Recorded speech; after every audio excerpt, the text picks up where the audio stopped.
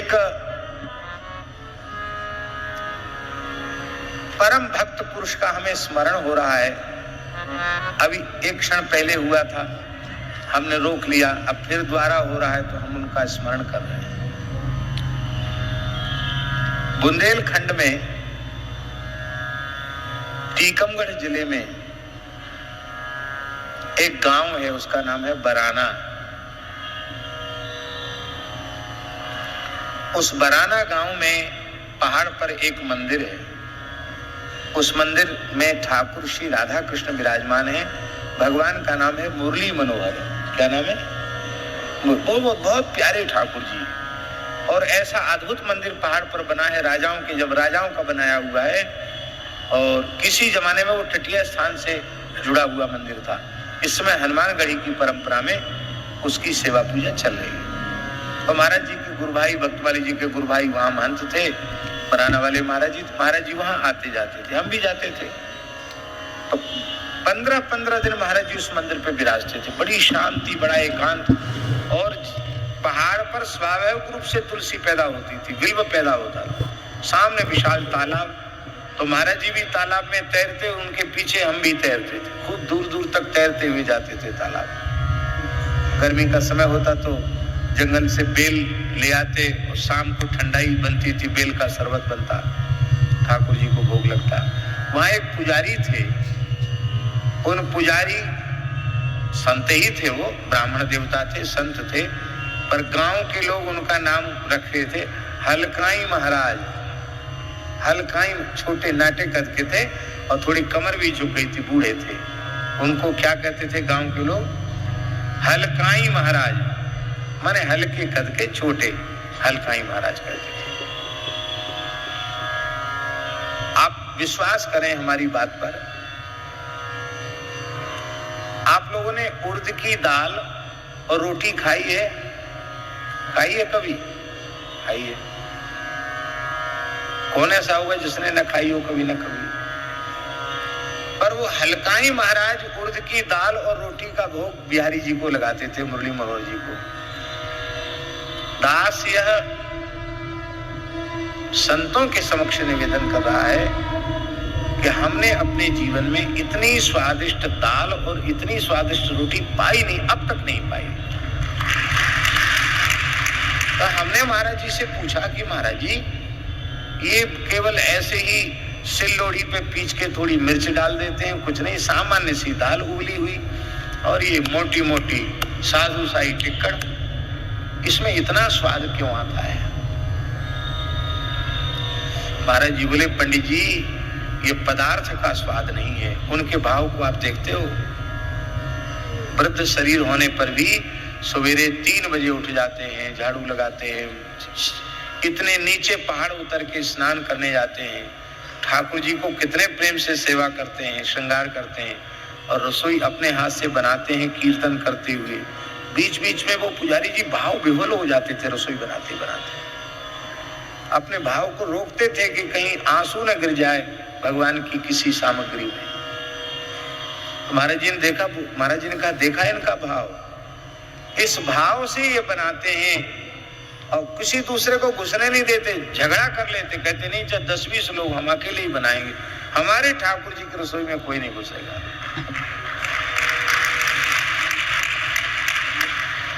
और प्रेम से बना करके। तो महाराज जी कहते थे ये पदार्थ का स्वाद नहीं है, ये बिहारी जी के अधरामृत का स्वाद है, क्योंकि एक प्रेमी भक्त के द्वारा बनाया हुआ पदार्थ है, इसलिए बिहारी जी इसको पाते हैं, इसलिए इसका स्वाद है। और महाराज जी बोले, इसी दाल रोटी को खाने के लिए हम वृंदावन से 10-10, 12-12 दिन यहाँ रह जाते हैं।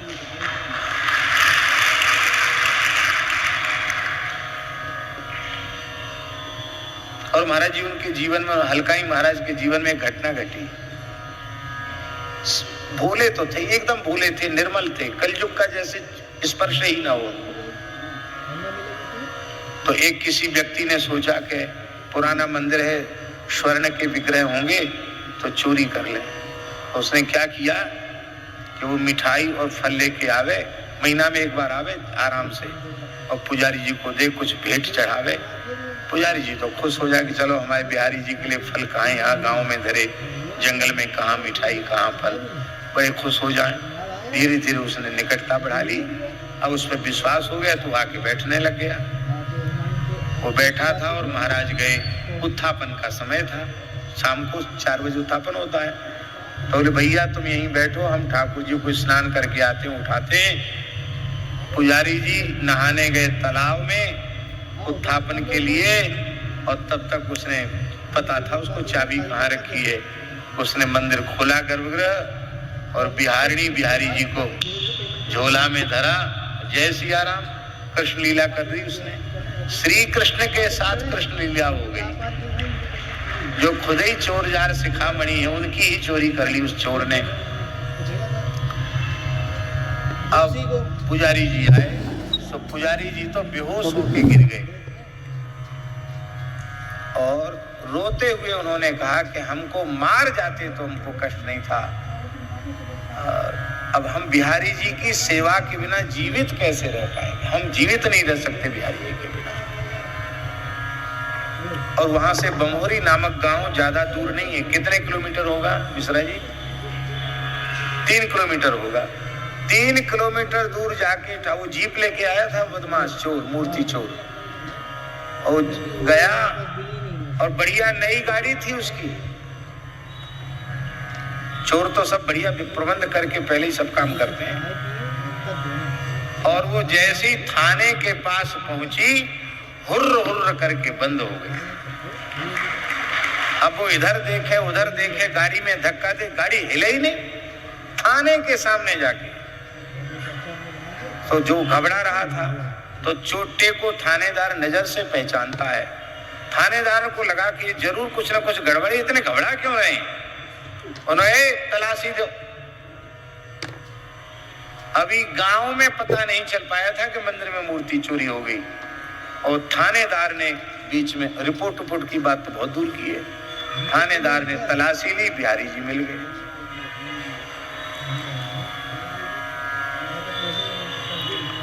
अब बिहारी जी मिल तो गए, उठा के उन्होंने थाने में पधरा लिया और चोर पकड़े गए। अब ठाकुर जी का कानूनी प्रक्रिया है ना, ठाकुर जी वहां जाते हैं जहां चोरी का माल जहां रखा जाता है, वहां फिर बाद में फिर कानूनी प्रक्रिया से ठाकुर जी छूट के आते हैं। तो उसको ले जाना था जहां ठाकुर जी को रखने की जगह। अब वो उठावे तो पुलिस की गाड़ी भी चले नहीं, हुर्र हुर्र करके बंद हो जाए।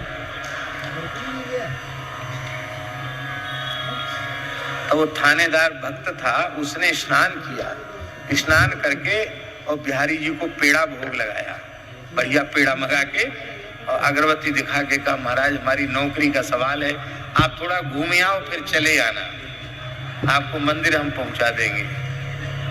तो ठाकुर जी तुरंत गाड़ी स्टार्ट हो गई, चल पड़ी। और उस समय संभवतः श्री उमा भारती जी मुख्यमंत्री थी मध्य प्रदेश की, उस समय की घटना है। तो महाराज का प्रभाव था, सब पकड़े गए और मूर्ति भी प्रक्रिया पूरी होने के पहले ही मूर्ति मंदिर में आ गई, पुनः प्रतिष्ठा हो गई। सब आज भी बिहारी जी विराज रहे। तो स्वादवत्यथ यह केवल उनके प्रेम का परिणाम था कि इतनी विलक्षण घटना बिहारी जी ने घटा दी। तमाम घटनाएं घटती हैं, कहां कुछ होता है। ये भाव में ही भगवान विद्यमान है, भाव ही मुख्य है। मेरे श्याम